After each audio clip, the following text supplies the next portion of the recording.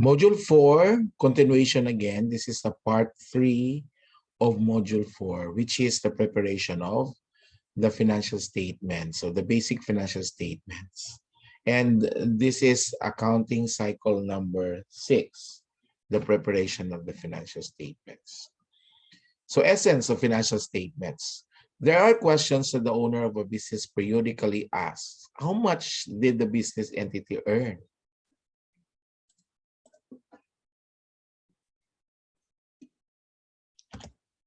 What is the financial condition of the business? How much is the owner's interest in the entity today? What happened to cash receipts? Where did cash go? So investors, creditors, taxing authorities, and other users have their own questions about the business which need to be answered. The financial statements are the means by which the information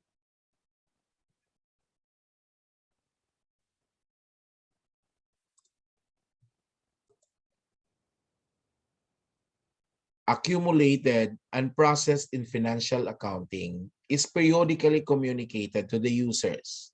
Without accounting information embodied in the financial statements, user may not be able to arrive at sound economic decisions. So per March 2018 conceptual framework, so you have the objective financial statements is to provide financial information about the reporting entities' assets, liabilities, equity. Remember that these are part of the statement of financial position, and also information about income and expense, which is part of the statement of income. So that is useful to users of financial statements in assessing the prospects for future net cash inflows to the reporting entity and in assessing a management stewardship of the entity's economic resources.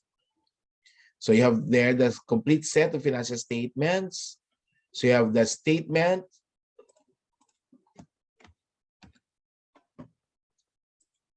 a statement of financial position at the end, no, as at the end of the period.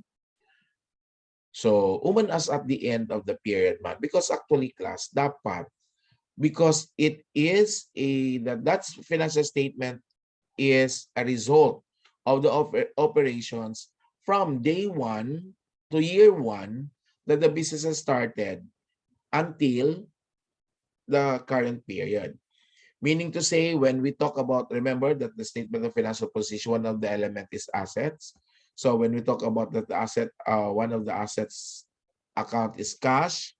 So ang cash ba dyan niya class, from years no of its existence, na add naman nakuhaan, nadugangan, nakuhaan every year, and naman nakuhaan nadugangan na sub every year, no? So the term there should be as at the end of the accounting period, at the end of the period. Actually, class, I use actually as of, no, as of. No? Later on, I will show to you an example on how sa heading of the statement of financial position is written. Next, the statement of financial performance for the period. This is now what we call the statement of income, no, or the income statement. And when in a statement of financial performance for the period. So when we say for the period, it's only applicable for the current year, no? Because the income and expense account class are actually closed at the end of the same year, no? Of the same period of the same year. And then whatever would be the net amount would be transferred at an income or income, net income na or na net loss would be transferred to the capital account. So which is a permanent account. Actually, again, I have already discussed to you what is the difference between a permanent account and a temporary account. So the temporary account and the income and expense account and withdrawal account, meaning to, and the income summary actually is temporary, no? Because they don't exist in the balance sheet or the statement of financial position, no? Dili siya mo exist. At to is a statement of income, which is closed at the end of the accounting period. The withdrawal, remember, it is not, it's an equity account, but it would reduce capital account. That's why it would be closed at the end of the period to the capital account. So the statement of changes in equity, so ang capital balances, a capital balance of the owner is being shown here, no? Kung pila na ija balance, no, after an income or net income has been earned or a net loss has been experienced, so pila na ija balance. And then number 4, a statement of cash flows for the period. So we record here the in and out of cash, the use of cash is being recorded here, no? How did you manage your cash requirements, no? So whatever, how did you, for example, kung sa una, you have last year, you have a 100,000 cash balance, and this year, you have 10,000 cash balance. So the statement of cash flows will show how, no? How come that it becomes now a 10,000 na ka, no? Again, the in and out of cash are shown in details in the statement of cash flows. So the notes, no, the notes to financial statements comprising a summary of significant. So take note, class. This is what we call the notes to the financial statements, no? Comprising a summary of significant accounting policies, certain mga accounting policies adopted by the company, no, and other explanatory information like kung ang cash nimo, what are the composition of cash? So, do we have a cash equivalent? Do we have a cash on hand? Do we have a petty cash? Do we have a revolving fund? No? Things like that. The details are now explained in the notes to financial statements. Remember that the one that I mentioned, on cash on hand, cash in bank, petty cash fund are actually cash accounts. And these are the details of the cash account. So, dapat when you prepare the notes to financial statements, so you give the details of those accounts, but in the statement of financial position, you simply write there the account title, which is cash, because all those that I mentioned are classified as cash.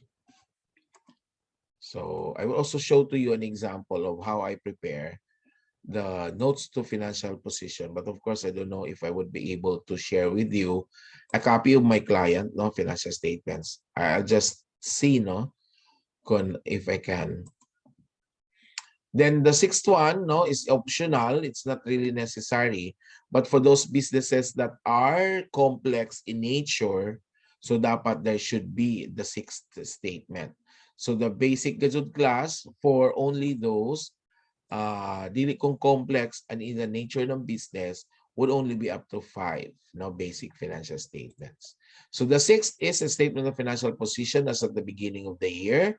Earliest comparative period when an entity applies an accounting policy retrospectively or makes retrospective restatement of items in its financial statements, or when it reclassify items in its financial statements. Again, I will not take it up with you kay pang higher accounting na siya. Mas maglibog na hinuon ka mo. And also, I will not be discussing to you aton mga retrospective adjustments, no? How it is really being recorded, no? Or how it would affect the accounts in the statement of financial position. So, in a nutshell ko, no, statement financial position or balance sheet lists all assets, liabilities, and equity of an entity at a specific date. Amo to nagtaglaw sa imo. But sa ijo, but then the statement of financial performance or the income statement or the statement of income presents a summary of the revenues and expense of an entity for a specific period. Jadi specific date, no? Pwede man gud sa dili kun end of the accounting period, no? Pero, but when you report at the end of the accounting period, then everything should be in uniform, no?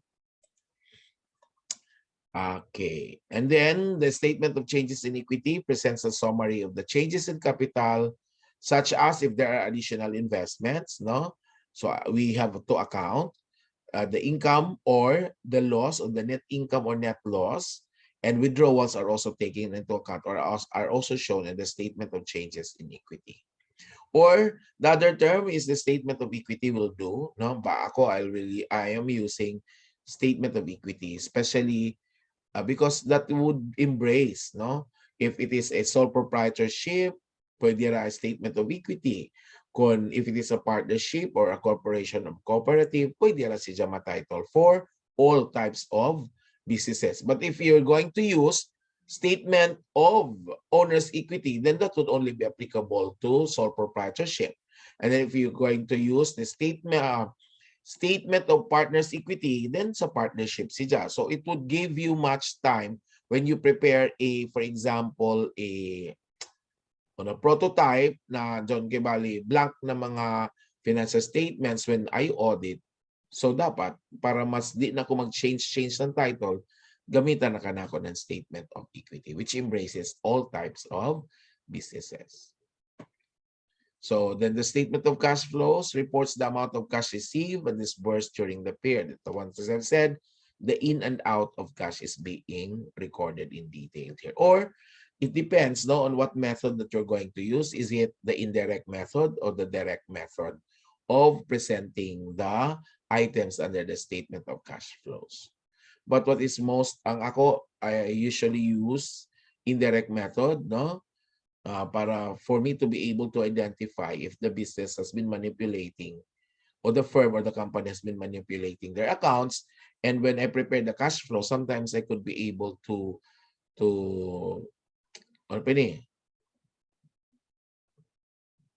find that there is an error actually, I can discover, what I meant is really to discover that I can discover errors that are because that can be found because of the preparation of the statement of cash flows using the indirect method. The direct method actually of the statement of cash flows task would simply list down all income as inflows and list down all expenses or disbursements as outflows. Diba, I have also introduced to you already that there are three nature of businesses or activity, of a business. One, under the statement of cash flows actually class, it has three sections. One is the one activity is for the operating activities. One again is operating activities. The second is investing activities. And the third part is the financing activities. Later on, I would also show to you how is it being presented. And then also financial statement provides narrative descriptions. So if you have loans, for example, if I'm going to audit a firm or a company and the company has an obligation, existing utang from a certain company or a third person or an individual, dapat I should disclose it as to how much is the interest rate, when was the loan, when would the loan mature, how much is the principal, and how much is the maturity period. When is the maturity period? Di ko na how much. Okay? Ana siya.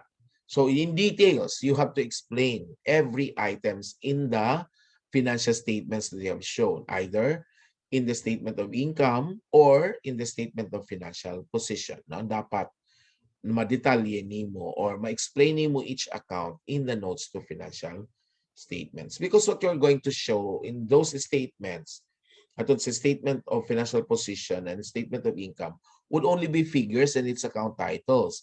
And when the details of which and how did you arrive at those, or what are the composition of those, like accounts receivable, utang. Now remember, these are accounts that you are to collect from your customers, from your clients. And then in the statement of financial position, there are the balance is only shown. Makita nimo ang balansera. Makita nimo kung kanin o jaon sino yung nakautang sa imo. That in the notes of financial statements, it would be discussed thoroughly from whom or to whom does this account due. Kung sino yung nakautang sa imo would be detailed in the notes to financial statements. Ana actually ang statement of financial position. The notes to financial statements. So preparing the financial statements. Once the worksheet is completed, it is easy to prepare the financial statements. Why? Because, di ba remember sa worksheet na tunay column sa statement of income and then the statement of financial position. Igor ka mo sa i-classify, no? Okay. Next, You have the statement of financial performance of the statement of income. An entity can present all items of income and expense recognized in a period in a single statement of comprehensive income, or in two statements, a statement of displaying the components of profit or loss, separate income statement, and the second statement beginning with profit or loss, displaying the component of other comprehensive income. This is the one that I've said. Kung an imo business is a complex one, you engaged in import or export, na because of course the transaction of import and export will be using other currencies other than the Philippine peso. But of course, in the financial statement, you have to convert it into Philippine peso. But the loss or the gain on the peso exchange, no, from other currencies to translating into the Philippine peso should be stated in the statement of income. So, ana siya, no? Kibalibuti pa sabot. Kung nag-engage ka lagi ng import sa non-export, nakadya may kaya dollar, so the exchange rate, kung naka-gain ka or naka-loss ka sa exchange ng dollar, because you converted to the Philippine peso at the time, at the rate that you are going to present your financial statement. Ana siya. In this module, the discussion will zero in on the separate income statement portion because the other line items comprising the statement of comprehensive income will be tackled in higher accounting. Sige, di na ako dyan i-take up. The income statement is a statement showing the performance of enterprise for a given period of time. It summarizes the revenues earned and expenses incurred for the period of time. So period of time, kanina, onto statement of financial position at a specific date, din it's a period of time, kibali, kung accounting period is January to December, so may mo period of time. Kung ato na said, kung ato statement of financial position at a specific date, buti pasabot, it is the result of the ins and the deductions and additions of that account as of that period. No? So this is your statement of income.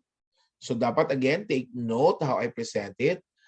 Take note also the heading, how it is being written. No, it is again centered to the entire text of the statement of income.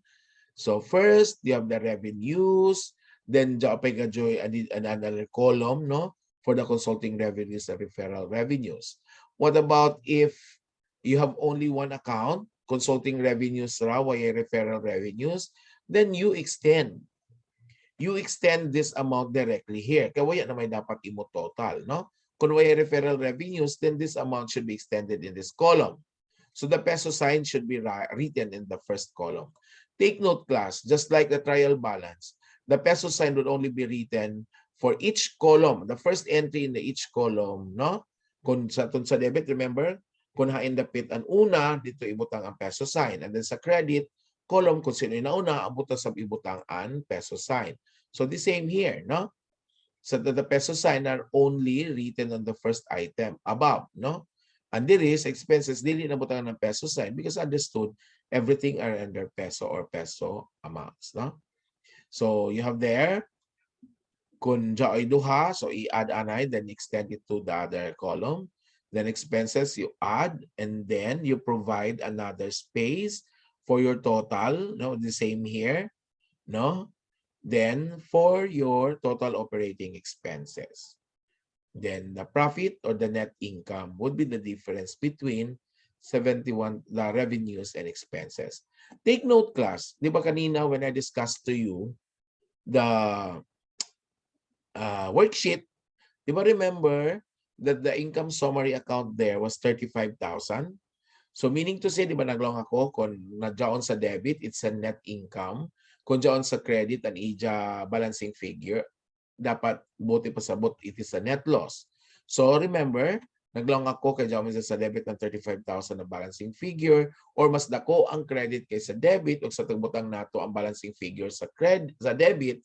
So I said it's a net income. Kaya mas dako man ang income, a credit kaysa debit, or ang income kaysa expense.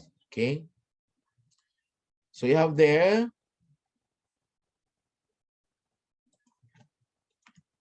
Information about the performance of the enterprise, in particular its profitability, is required in order to assess potential changes in the economic resources that is likely to control in the future. It is also useful in predicting the capacity of the enterprise to generate cash flows from its existing resource base. No, ana na siya. Then I have again another video reference that is on the discussion of the statement of income or the income statement. So the first, take note class, on the 6 basic financial statements or the 5 basic financial statement, the first financial statement that you have to prepare is really the statement of income, no? Because the net income amount, no, will be required for the next statement. The next statement class that we're going to prepare, in priority, ini remember, unahon ka dyan ng statement of income, dili ka pwede mag-statement, mag-balance sheet una or the statement of equity. Because under statement of equity, you are required to have the amount of profit or loss, no, which is coming from the statement of income or the income statement. So that is, what I'm going to take with you now to discuss with you the statement of equity or the statement of changes in equity. So again, it is for the month ended, pareho ra sa statement of income or sa income statement na for the month ended May 31, 2018. Or for the year ended, depending on what is given in the problem kung ang year end ba or month end. So Perez Manalo, una, again, take note or where I wrote the peso sign, no? Para for you to be able to prepare it also correctly in the notebook. Okay? So you have there, so we add beginning capital, we add additional investments if any, kay waya man, so blanco ra. And then profit or net income would also be written here. So from the statement of income or income statement, it was 35, dari, 35,000. Oh, that's why I said, unahong gadyo ng statement of income pag-prepare.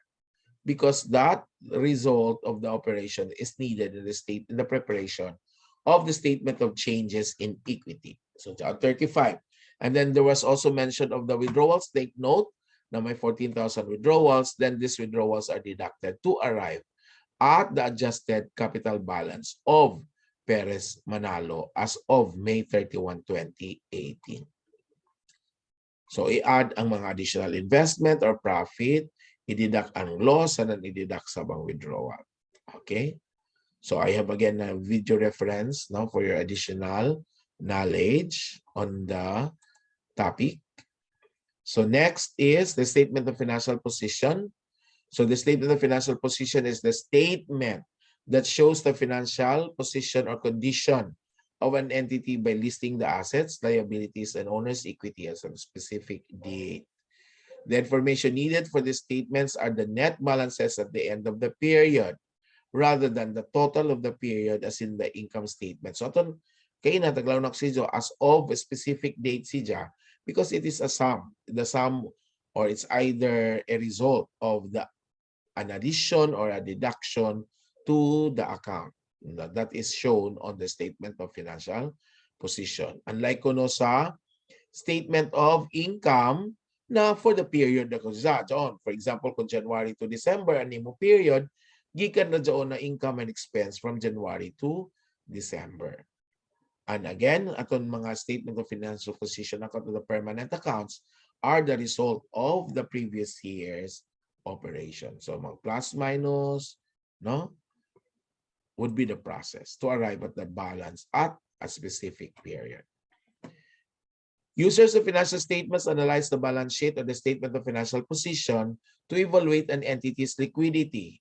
So kung how liquid, kung liquid, how would they be able to pay its current obligations? That is liquidity. Kung may kakayahan ba sila mubayad ng utang which will fall due in a current period or less than 1 year, no? Kung if you measure solvency, we measure the ability of the business to pay its obligation for the long-term period, no? So ana siya. Okay. In preparing the balance sheet, it may not be necessary to make any further analysis of the data. The needed data, that is, the balances of the assets, liability, and owner's equity accounts, are already available from the balance sheet columns of the worksheet. So, kadali lang ang mo, igor ka lang ito mo i-translate, no? However, the interim balance sheet for owner's equity must be revised to include profit or loss. Ito, lahi si Jan, no? Actually, din man nato tagkuha ini ng mga values class. Ini, these values here are coming from the worksheet, but it is part of the column of the statement of financial position. Dili siya separate account, no? Dili siya separate na column. So it is part of the statement of financial position account. Okay. What are the format when we present the statement of financial position? So duha ka format. It's either the report format, ako kani red class, or account format. Okay, the report format simply lists the assets followed by the liabilities, then the owner's equity in vertical sequence. So una ang assets, liabilities, then the equity, no?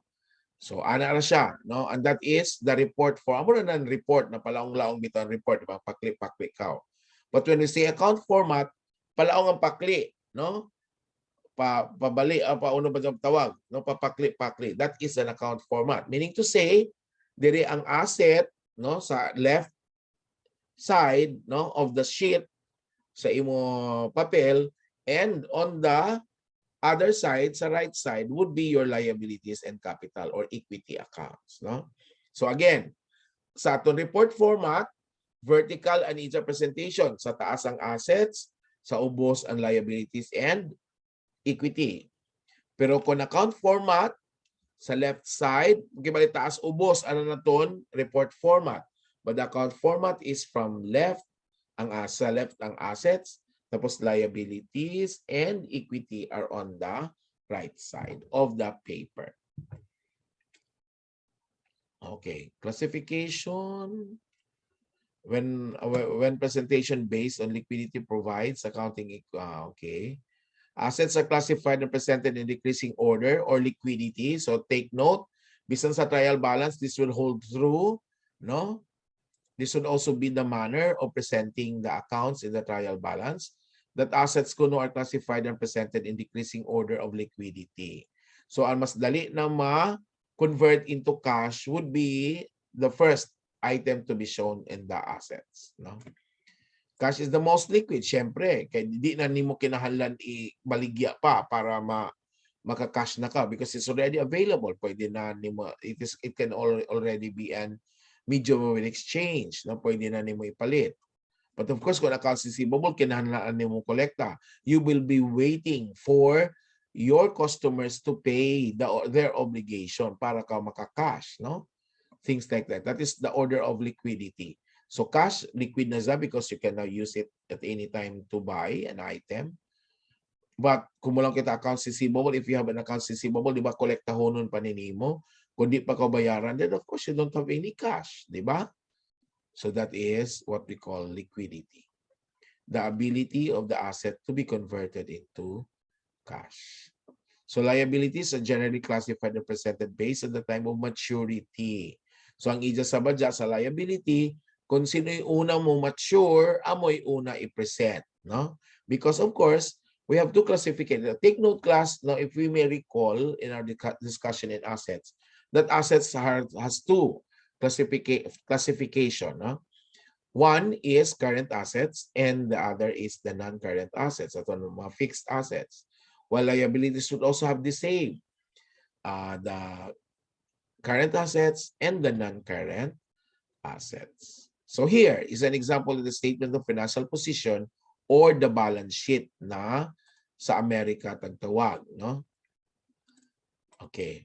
So you have there, take note, pwede gani date ra ibutang, pero pwede ka dyan sa as of May 31, 2018 or as at May 31, 2018. Again, pwede ra wayay for the as of, no? Why I ask at, pwede ra period na the date would automatically be written. So again, that is only applicable for the statement of financial position because as at a specific period man siya. Then current assets are shown. So Japan title diri na assets. Pwede ra sa diri sa kilid depende sa imo style. You can actually adapt your own style. You can create your own style as long as it would be readable or the third party can read or can understand how you prepare or to present the accounts. So ana siya, una ang cash, accounts receivable, supplies, or they are presented actually as they are presented in the trial balance. Mas dali actually, okay? The non-current assets or the fixed assets, you have itong mga long-term assets actually, no? So take note again the presentation, no? How is the accumulated depreciation shown? So the asset minus accumulated depreciation extend page of balance diri na side. Ana siya. So you have the liabilities. We only have current liabilities in this problem or in this example because wala may long-term liabilities as mentioned in the problem. Okay, when in fact aton utang was only good for 3 months man I think, no? Aton ang utang siya sa bangko, aton si Marasigan, aton sa Weddings R Us, but it's only good for less than 1 year. So meaning to say it is a current liability. So longer period of maturity would be non-current liability or more than 1 year, no? Ako buti pasabot nan longer, no? So they would be classified. Longer is more than 1 year, then they should be classified as non-current liabilities. So owner's equity, diretso na, no? Diretso whatever balance. It is shown here in the statement of equity 271 is also copied or transferred here in the equity column. So ang detalye ato sa statement of equity and its balance is forwarded in the statement of financial position. So dapat balanse ang assets and the liabilities and owner's equity or equity accounts. Okay? Next, I have a video presentation again here for your additional knowledge on the topic. So statement of cash flows, ato na ako taglaw sa inyo, in and out of cash is being recorded here. So I said that it has 3 activities. You have the operating activities and investing activities, and the financing activities. You take note, class, what are the inflows? In a style class is the direct method, no? Because inflows are items are identified per transaction or per account. Whereas sa indirect method class, you would only be, this is in the indirect method, no? Indirect method because it's specific, whatever are really the expenditures, no?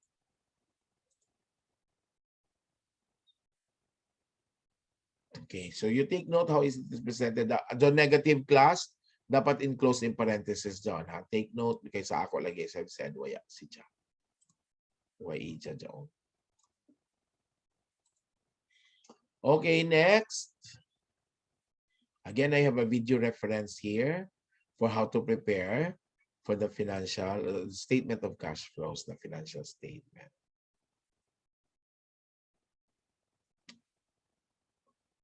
Okay, so here, the relationship ko na among the financial statement, as I've said, dapat unahon ka ang statement of income followed by the statement of changes in equity, then statement of cash flows before the statement of financial position. Why the statement of cash flows is prepared, no? But for purposes of discussion in accounting 1, we don't prepare statement of cash flows, no? Dito ra ato ra gadto tuyura, no? We only prepare the statement of income, statement of changes in equity or statement of equity, and the statement of financial position. But I want to discuss to you why should there be a need? I mean, why would the statement of cash flows would be a priority before the preparation of the statement of financial position? that remember that the statement of financial position, kung nato balikan class, jaon ang account na cash. Ini, di ba? But of course, that cash is of course coming from the statement of cash flows. Dapat the statement of cash flows, balance of cash should be the amount to be shown under the statement of financial position. Ana siya. So we have the two methods na ito lagi sa statement of cash flows. You have the direct method and the indirect method. So ini si Ja, ang indirect method, adjustments only, non-cash transactions are being added, no? Kung may mga, are there non-cash transactions in the statement of income? Yes, there are. Ano naman ito? Depreciation expense. The adjustments that we made, take note, the adjustments that we made are non-cash transaction, not unless the error or the adjustments that we made affects cash. But take note, if it does not involve cash, the adjusting entry does not really affect cash account. No? But of course, if the cash account is really the error, then no? Okay ra. But take note, again, as I've said, the non-cash expenses are, the good example is really depreciation or amortization, no? Are good examples of the non-cash items. Okay. So the financial statements are based on the same underlying data and are fundamentally, kadali class, I will look into my copy. Di man ko na nag-encode actually class. Ang ako man working sa own.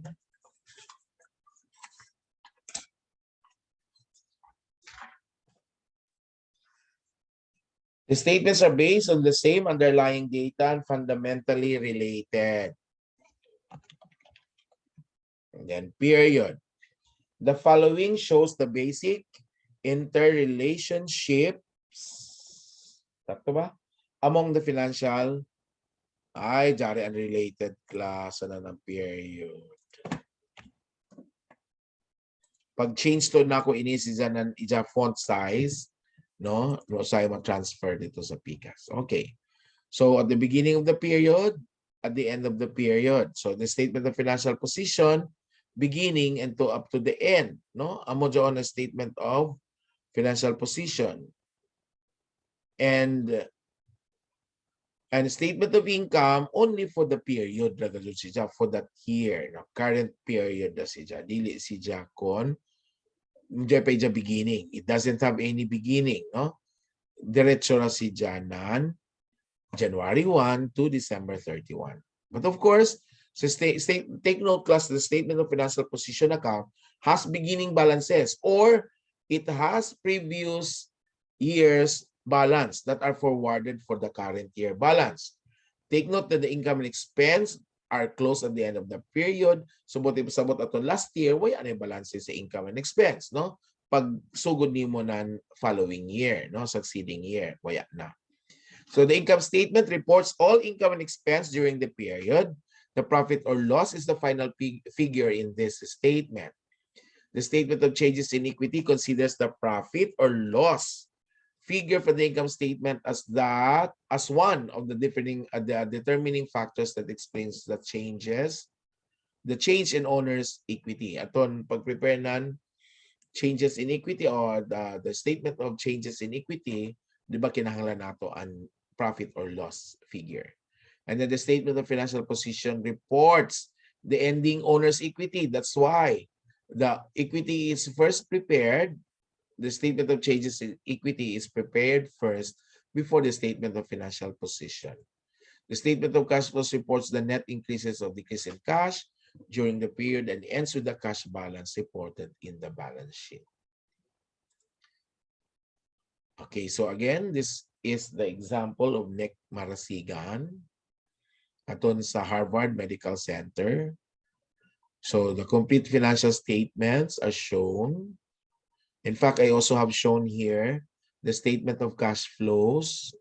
So you would have an idea on how this is actually the indirect method, direct method, no? Because there are increase in medical supplies, no? Or these are, no, payment for medical supplies, etc., etc.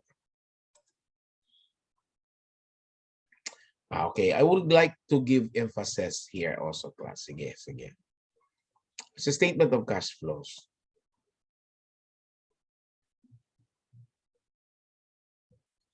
Okay. So, cash flows from operating activities. Ito ang first section of the statement of cash flows. You have the cash inflows. Una mga dyan ang cash inflows class are being shown. So, you have receipts. Receipts from sale of goods. Ito na maligya ka mo ng goods. Kung services, no? Amo dyan receipts of sale of goods and sale performance of services. Then receipts of royalties, bayad ng mga renta-renta, fees, commissions, and other revenues are also inflows. Outflows, dapat, remember, dapat naka-receive na ko ng cash, receipts ng taglaong, oh. Waya pa ka naka-perform tapos siya ka makakolekta. That's not part of the inflows, no? Remember, cash basis and auto recording din eh. Tanan in and out of cash is being recorded in the statement of cash flows. So you have the cash outflows under operating activities, magbayad sa supplier for goods and services, magsweldo sa employees, magbayad ng taxes, magbayad ng interest kung dyan ay utang, and magbayad ng other operating expenses. What are the other operating expenses? Magbayad ng bill, utilities bill, tubig, suga, telephone, no? Are example of other operating expenses. Then cash flows from investing activities. So aton investing, nag-invest, no? So investing activities include making and collecting loans, acquiring and disposing of investments in debt or equity, securities, and obtaining and selling of property and equipment and other productive assets. So inflows, for example, if you have na maligya ka ng imo property which is part of the non-cash non-current assets, no? Kung imo tagbaligya, so ang halin is ay mo na-receive na cash sa halin would be receipts from investing activities. Then receipts from sale of investments, kung nagpalit ko ng shares of stock, then tagbaligya na nimo shares of stock, animo halin is part of the inflows of investing activities. Then receipts from collections of notes receivable. Kung dyan i-jol, di ba, remember that notes receivable are usually shown on a long term, no? Long term nga dyan sa kasagaran. Then collections should be part of inflows. I mean they are part of investing activities. Outflows, magbayad ka, mag-acquire ka, magpalit ka ng property or equipment. Diri kaina sa inflows kung aton nimo property and equipment tagpalit tapos imo na tagbaligya, no? Payment to acquire debt, kibali nagbayad ka pag-invest na naton investment na imo tagbaligya diri sa inflows, no? And then kung nagpautang ka, no, na long term, nagpautang ka would be part of investing activities, no? Nagpautang ka, remember dili ko ikaw nangutang, no?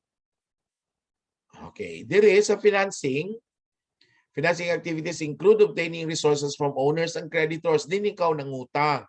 Kung mangutang ka, financing doon sa tawag. So cash inflows, receipts from investments from owners, aton initial investments or additional investments, no? Aton initial capital or additional capital are inflows under investing financing activities. And then kung receipts from issuance of notes, kung nagbayad ka ng notes, no? Kibali ko naka-receive na ka ng notes are financing activities. No. Any kibali ko ng utang ka and then nag-issue ka ng notes payable, no, is cash inflows under financing activities. And then payment to owners in the form of withdrawals, kung mag-withdraw si owner, no, or si partners are part of the cash outflows under financing activities. And magbayad na ko ng imo notes payable or long-term loan would be classified as financing activities outflows. Take note, andiri sa investing, ikaw nagpautang, no? Ikaw nagpautang, kung naka-receive na ko ng bayad sa imo tagpautang, So inflow. Pero kung magpautang pa ka, that is cash outflow under investing activities. Pero kung ikaw mangutang, long term, ari diri sa kung ikaw nangutang, so inflow, no? Kaya nakadawat man ka kay ikaw may nangutang. Pero kung magbayad na ko ng utang, cash outflow na under financing activities. So that's it, no? Kung if you're going to look at here, no, I forgot to naka-bold ini, wala na ako ma-bold at yung title na cash flows from investing activities and cash flows from financing activities. Dapat naka-bold. Like, dire kay ina, dyan sa cash flows from operating activities, naka-bold man siya. Okay? And it's important also in the preparation of the cash flows na dyan beginning cash balance or the previous years or previous months balance is also reflected here. Again, that's it.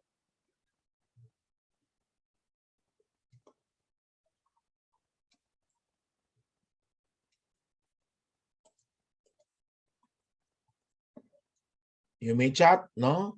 You may chat if you have clarification. But of course,